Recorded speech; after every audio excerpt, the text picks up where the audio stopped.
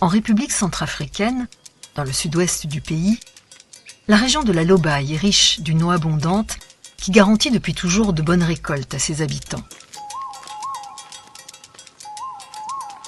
Cette manne procure la sécurité alimentaire du village de Pissa, mais assure aussi sa prospérité, puisqu'il contribue notamment au ravitaillement en céréales de Bangui, la capitale.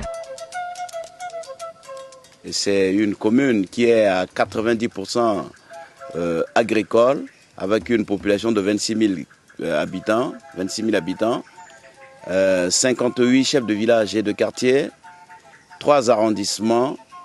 Et c'est une commune qui est vraiment laborieuse au point de vue travaux agricoles. C'est une commune qui fait beaucoup d'efforts. La commune est couverte par des cours d'eau. Il y a des cours d'eau qui traversent presque toute la commune. Et ces cours d'eau permettent à la population de faire une très bonne agriculture. Et également, on fait un peu de l'agriculture irriguée dans des zones où il y a les marécages. On fait un peu de l'agriculture irriguée. L'autonomie alimentaire est indispensable à la survie de ce pays enclavé où l'absence de route rend difficile l'importation des marchandises. Les infrastructures ont du retard. Et même si l'eau est abondante, elle n'est pas toujours bien distribuée.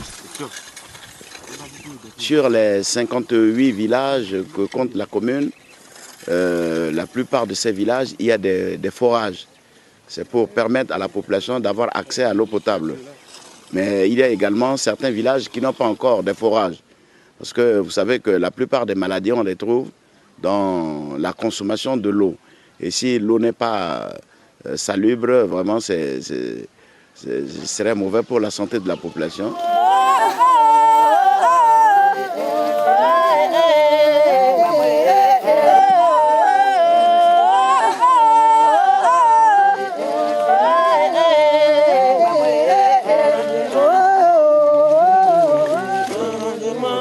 Les Pygmées continuent à peupler les forêts luxuriantes de la région. Mais ils n'en sont plus les seuls exploitants, comme ce fut longtemps le cas. Nous avons la forêt qui nous donne le maximum de ce que nous attendons d'elle. Elle renferme tant de potentialités que nous en profitons, toute la population en profite pour subvenir à ses besoins.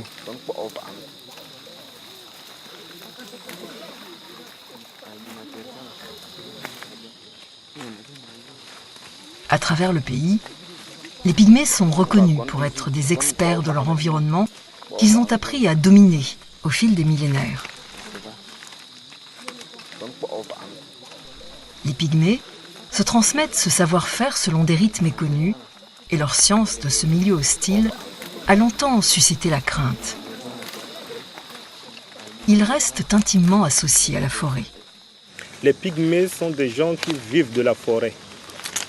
Si je dis de la forêt, ils vivent de la chasse, de la cueillette ou bien du ramassage.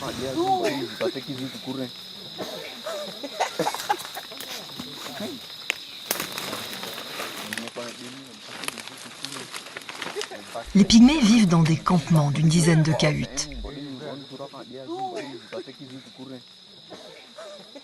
Si à l'origine, ils n'étaient que des lieux de passage, ces habitats sont devenus au fil du temps de véritables villages.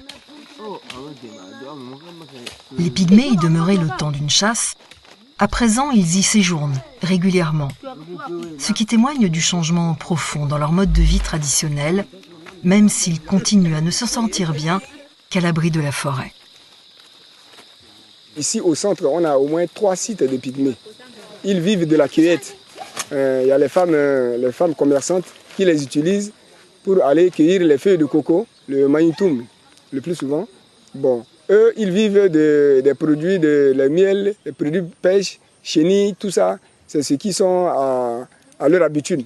Donc souvent, ils s'adaptent à ce milieu-là. Et là-bas, en forêt, ils se sentent encore mieux, plus qu'au village. Pour les Pygmées, la forêt est aussi le lieu des célébrations rituelles du groupe. Dans leur culture, elle abrite tous les esprits de la nature et ceux des défunts de la tribu qui sont tous enterrés là. Elles forment le décorum des assemblées où se prennent toutes les décisions importantes pour le destin du groupe. La forêt est au cœur de la croyance spirituelle des Pygmées qui se considèrent comme ses descendants directs.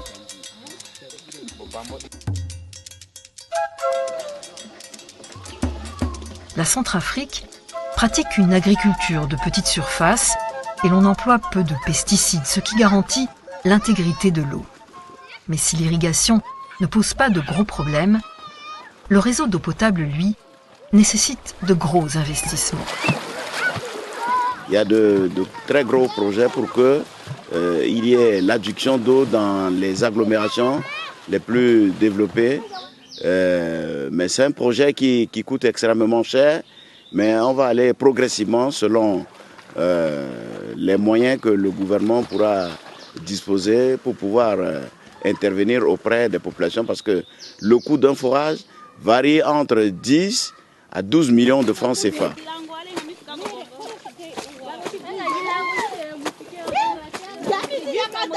En attendant les aides promises, les villageois s'organisent pour s'approvisionner aux points d'eau les plus proches, qui sont parfois situés à des kilomètres des villages. Mais ici, personne ne se plaint, car chacun sait que la route est longue. Selon la Croix-Rouge, 35% de la population centrafricaine n'aurait pas encore accès à l'eau potable.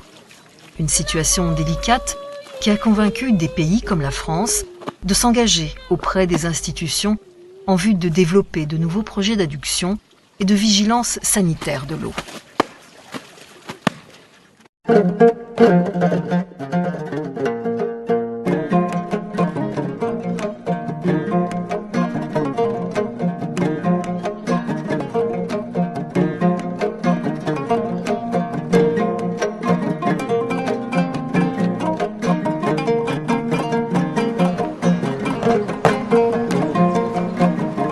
Dans certaines zones rurales, où règne une extrême pauvreté, de nombreuses pompes ont été abandonnées, faute de personnel qualifié, de disponibilité des pièces de rechange ou simplement de maintenance. Des problèmes pourtant faciles à régler pour la communauté internationale.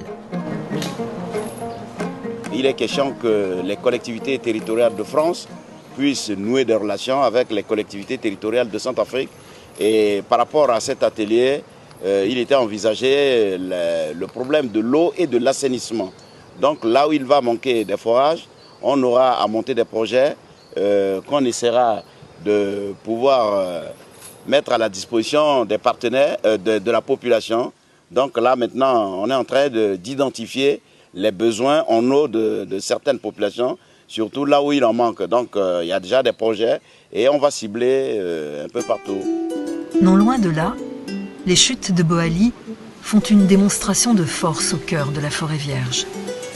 Cette eau vigoureuse permet d'alimenter la capitale du pays en électricité. Mais la centrale hydroélectrique n'est plus entretenue et on enregistre chaque jour plus de coupures de courant. Les idées, comme l'eau, abondent. Et à Pissa, on garde un œil sur l'avenir. Ce qui manque, c'est l'argent. Et lui ne jaillit pas entre les rochers.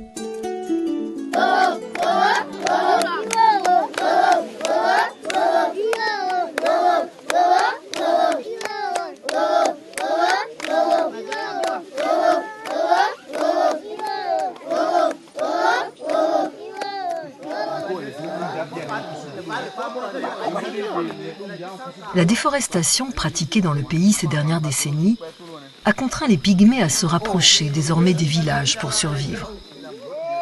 L'exploitation industrielle du bois, cumulée à la pratique croissante du braconnage par les villageois bantous, ont rendu le gibier rare.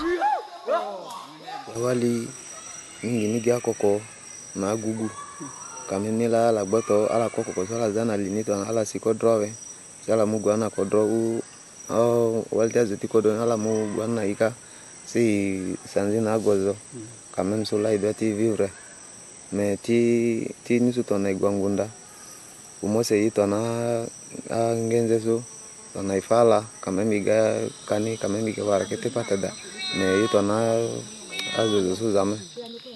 Pour chasser, les pygmées utilisent des armes traditionnelles, comme des arbalètes, des saguets, des filets ou encore des lances empoisonnées.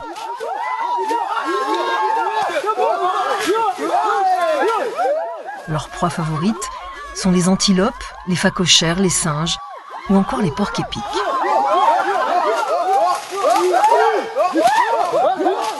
Bon, le pygmée aussi a l'envie d'évoluer comme les autres, mais il faut, là, la grande question qu'on doit se poser, mais quel genre d'évolution? On peut évoluer tout en gardant notre civilisation, notre culture.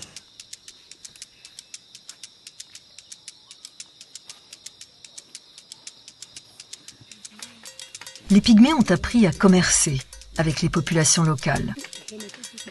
Ils troquent les produits de leur cueillette ou de leur chasse, devenus insuffisants pour nourrir le groupe. Leur régime alimentaire s'est donc enrichi de manioc et de féculents. Mais en échange de leurs biens, les pygmées reçoivent aussi des produits plus néfastes comme des cigarettes ou de l'alcool.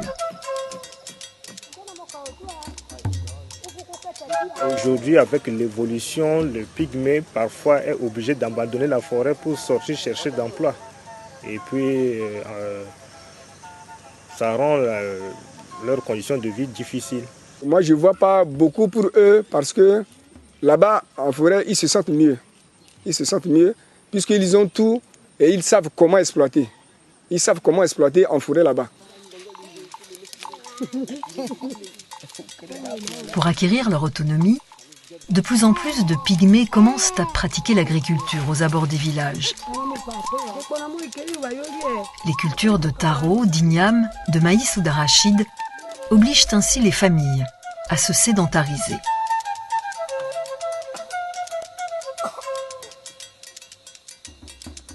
En Afrique centrale, les populations autochtones se réduisent comme une peau de chagrin du fait notamment d'une gestion trop prédatrice des ressources. Il y a peu d'espoir que les activités industrielles accordent aux pygmées la possibilité de regagner leur forêt.